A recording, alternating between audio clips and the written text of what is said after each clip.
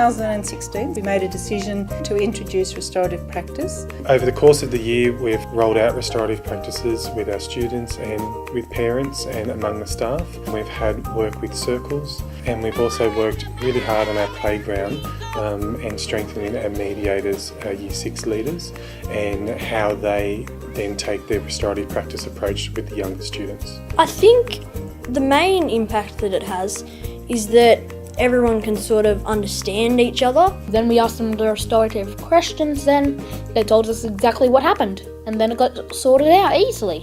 It's actually good to know what's going on before you assume something. We had our question cards. Teachers could see how the question cards were used, but also the children started to own those questions.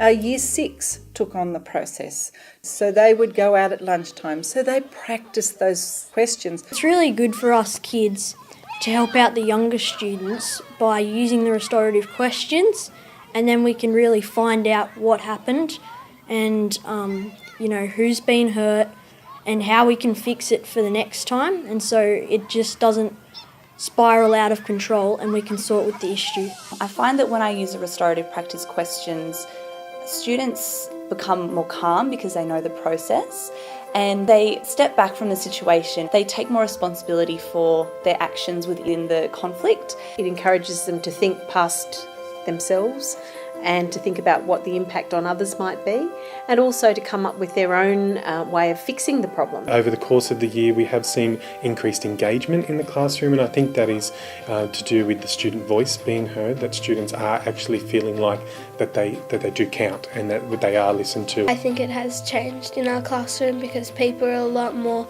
nice to each other because they can understand a lot more things that are going on, and they really take in that people, if you actually ask what the situation is, they can actually take in that maybe I should actually listen to this person. We're really getting some good feedback from our parent body and our families and the wider community, which means the students are taking that into the home. When we got restorative practices, everything started getting more clear. I remembered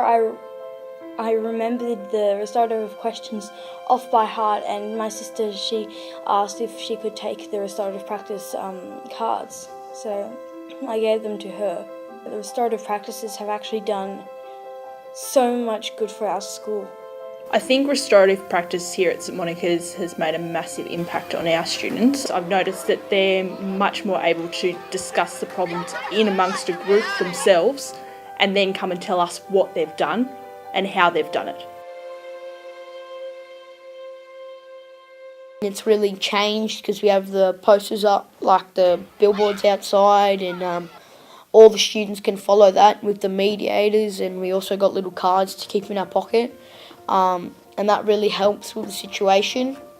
And the younger kids are using it too, and they can also sort out themselves if there's an incident. People are a lot more open now and a lot more honest about their feelings. On the playground, I was a mediator, which is you look after people on the playground. The restorative questions really help. Restorative practices are great because in the playground, when I do my mediator roles, I can always understand more about the kids, and I can help a lot more and be fair and know the situation a lot better than what I did before when I tried to help people. So I think it's great that it's been brought to our school.